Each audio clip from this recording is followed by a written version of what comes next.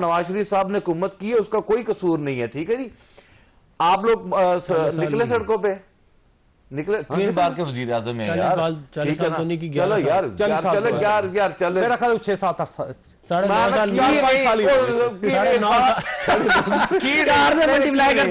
अल्लाह अकबर अस्तगफुरुल्लाह। सारी जिंदगी आप लोगों ने ज़ियाउल के दौर से लेकर आप लोगों ने जो अपना किया, आप एक टेन्योर की नहीं ना, मैं तो पूरे पाकिस्तान में सबकी बात कर रहा हूं, ठीक है ना। जब से नवाज शरीफ सियासत में आए आज दिन तक यार आप देखें ना, सीएम, ठीक है जी।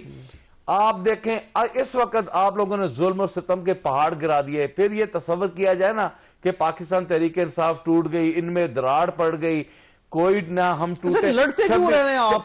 कौन लड़ा है? लड़ी जा रहे हैं, लड़ा है सर? फवाद चौधरी साहब तहरीक इंसाफ का हिस्सा ही नहीं है वो सर, वो बड़े करीब नहीं सर, ऐसा यार वो आज भी कहते हैं। अगर कोर्ट रूम में जाकर कोई खान अपने अब हियरिंग पे जाता है, वो ये कहते मैं पीटीआई, कहां से पीटीआई आ गए? किसने उनको सर्टिफिकेट दे दिया पीटीआई का? वो बिल्कुल पाकिस्तान तरीके से आपका हिस्सा नहीं है। देखे ना, तो मारा है तो फिर हमने कंडेम भी तो किया है ना। उन्होंने तो वकला को भी अपना साफियों को भी मारा था, हमने उस वक्त भी कंडेम किया था।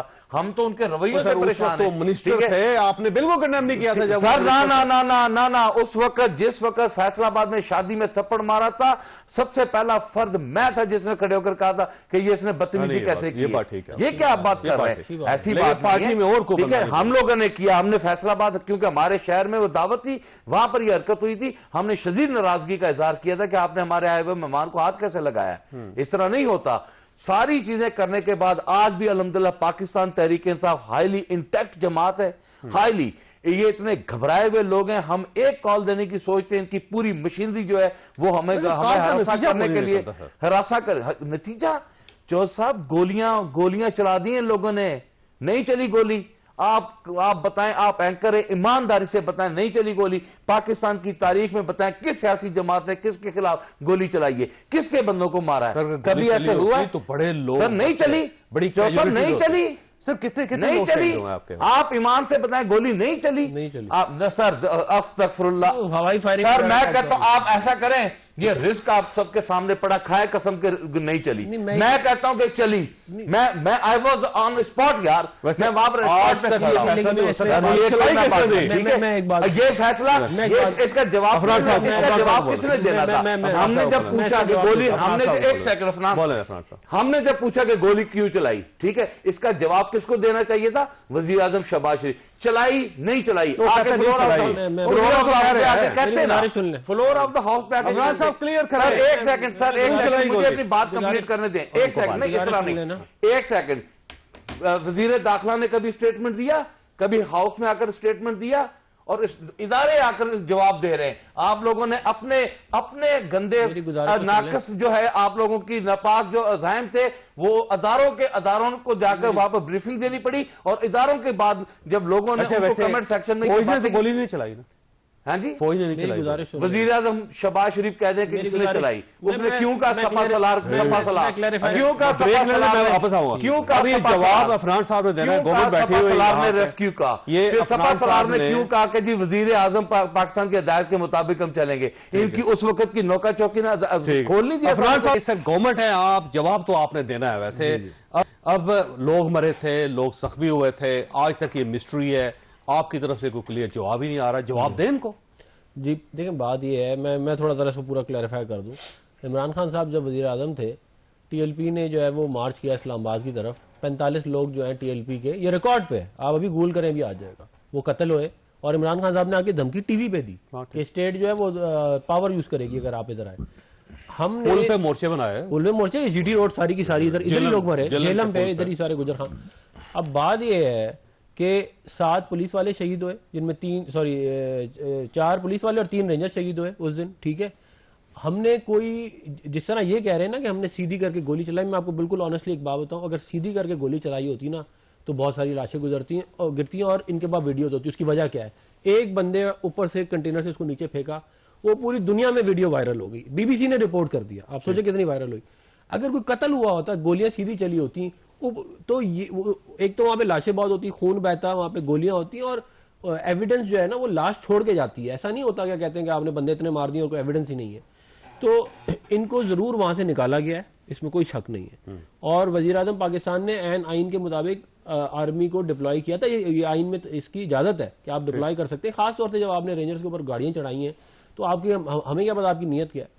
अब बात रहेगी जो ये कह रहे हैं कि जी बड़ा जुल्म हुआ, तो आप बताएं कि क्या टीएलपी वाले जो थे वो पाकिस्तानी नहीं थे जिनके ऊपर आपने इतने सारे बंदे मार दिए?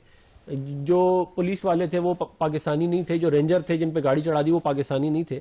तो बात यह है कि अगर आप इस तरह मुल्क के कैपिटल के ऊपर हमले करेंगे और आप कहेंगे कि जी हम बंद कर देंगे, और तो उसके बाद आप अगर एक्सपेक्ट कर रहे हैं कि आपको जो है वो निकाला भी नहीं जाएगा या आपको रोका भी नहीं जाएगा, तो ये मेरा हाल है अनरियलिस्टिक। अच्छा, वैसे ये फरमाइए जट साहब, वैसे स्टेट ज़ाहिर है अगर स्टेट है तो उसको तो अपने आप को एक्टिव करना पड़ेगा, उसे दिखाना पड़ेगा। कैसा तो नहीं हो सकता कैपिटल के ऊपर आप हमले कर दें और स्टेट चुप करके बैठे। मॉडल टाउन कैपिटल में तो वैसे मॉडल टाउन बड़ा जुल्म हुआ था वैसे।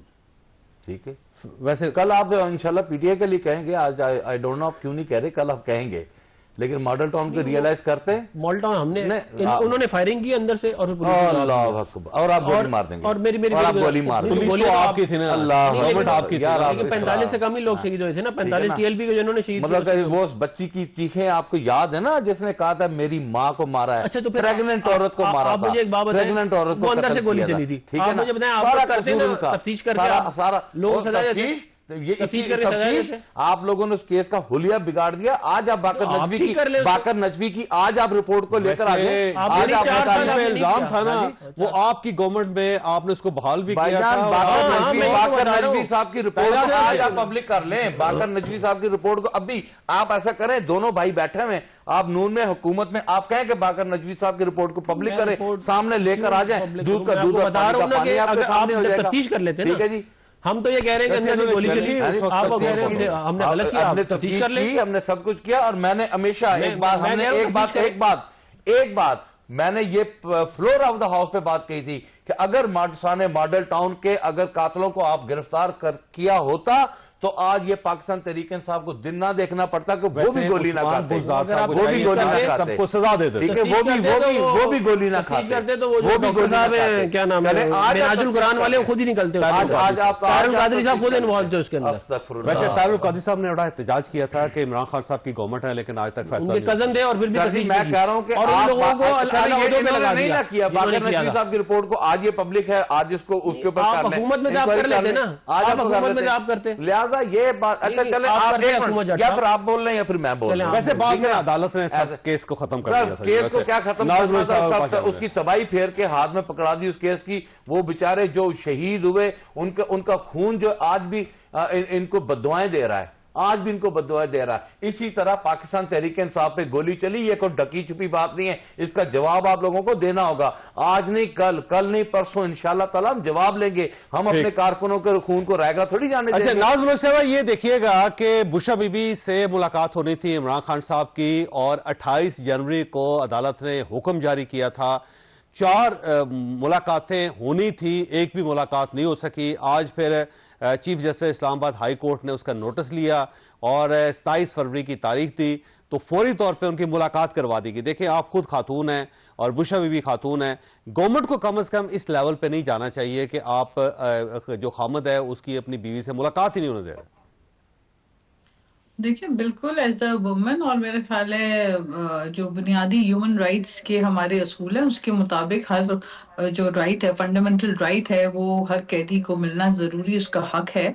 और लेकिन ये इस तरह अभी जो बात थोड़ी देर पहले हो रही थी कि इल्ज़ाम तराशी की जो बातें हो रही थी, देखें कुछ ऐसे ही बल्कि इससे कई ज्यादा खौफनाक जो चीजें हैं वो हमने देखी। हम आज तो बात करते हैं, जैसे ही बुशरा बीबी की बात आती है तो एक सेंटिमेंट होता है कि जी खातून है, और डेफिनेटली मैं समझती हूँ हर खातून की इज्जत एक बराबर है। लेकिन क्या इससे पहले जब पीटीआई हुकूमत में थी तो दूसरी सियासी जमातों की खवातीन के साथ जो नारवा सलूक किया गया, जिस किस्म के हरबे आजमाए गए, तो वो भी तो सबके सामने हैं। अब आज इनको एहसास शायद वो गलत किया, लेकिन आप लोगों के दौर में ये गलत नहीं होना चाहिए। एब्सोल्युटली इनके साथ तो फिर इतना गलत नहीं हो रहा, दूसरों के साथ तो बहुत गलत किया। किसी के घर में दरवाजा तोड़ के घुस जाना या जो भी चीजें हैं, I don't want to repeat all these things, लेकिन वो खौफनाक इमेजेस थे जो कि इनको हॉन्ट करेंगे, इनका पीछा करते रहेंगे। जब आप दूसरों के साथ बुरा करते हैं उस वक्त भी इनको एहसास होना चाहिए था कि वो भी गलत है। आज जो है अगर गलत तो उसको भी हम गलत कहेंगे, लेकिन जो कल गुजरा गलत हुआ उसको भी गलत कहें, उससे सीखने की कोशिश करें। बाकी यह है कि डेफिनेटली जो कोर्ट के ऑर्डर्स हैं उस पर अमल दरामद बिल्कुल होना चाहिए, और जो बेसिक फंडामेंटल राइट्स हैं हर जेल में जो कैदी हैं उनके जो बुनियादी हकूक है वो पूरे होने चाहिए, चाहे उसका ताल्लुक किसी से भी हो, और सियासी हवाले से हो या गैर सियासी हवाले से हो, सबके साथ एक जैसा सलूक जो है वो होना चाहिए। ये तो हम बुनियादी तौर पे, मैं खुद ह्यूमन राइट्स की स्टैंडिंग कमेटी की भी मेंबर हूं, और वैसे भी एक इंसान की हैसियत से मैं समझती हूँ कि हम हमेशा यही बात करते हैं, और कभी हमने नफरत और इंतकाम और हेट पॉलिटिक्स, ये जो नफरत है, ये जो हेट है, इंतकाम और तासुब, ये तमाम चीजें आपने देखी ये जन्म ली पीटीआई के दौरे हुकूमत में, वरना इतने एक्सेसिव जो है आप देखें कि जो पोलराइजेशन की है पीटीआई ने, ये इससे पहले आपको दिखाई नहीं दे रही थी। एक दौर था, एक वक्त था जब ये सब कुछ होता रहा, लेकिन फिर मैं आपको कहूंगी कि माजी के जब आप किताब के पन्ने पलटेंगे तो देखेंगे कि सियासी जमातों ने अपनी गलतियों से सीखा और फिर चार्टर ऑफ डेमोक्रेसी की कि हमें आगे बढ़ना है। कब तक लड़ाई झगड़े से मामला चलेगा, इससे मुल्क का फायदा नहीं होगा। आज भी पार्लियामेंट के अंदर आप देखें कि प्रोसीडिंग्स होती हैं, 2 मिनट में कोरम पॉइंट आउट कर दिया जाता है, प्रोसीडिंग स्टार्ट होती है, पार्लियामेंट की लेजिस्लेशन करने नहीं देते, फौरन शोरगुल होता है। आप कम से कम पार्लियामेंट का तो वक्त बर्बाद ना करें, इस पार्लियामेंट को तो संजीदा लें। हर चीज का एक तरीकाकार होता है, एहतजाज के लिए जगह और है। सही बात है, मैं आपसे इस मामले में इत्तफाक करता हूं कि अगर पार्लियामेंट है तो उसे फंक्शनल होना चाहिए, बजाय इसके कि स्टेट का पैसा भी लग रहा है और वहां पे काम भी कोई नहीं हो रहा। छोटी सी ब्रेक और ब्रेक।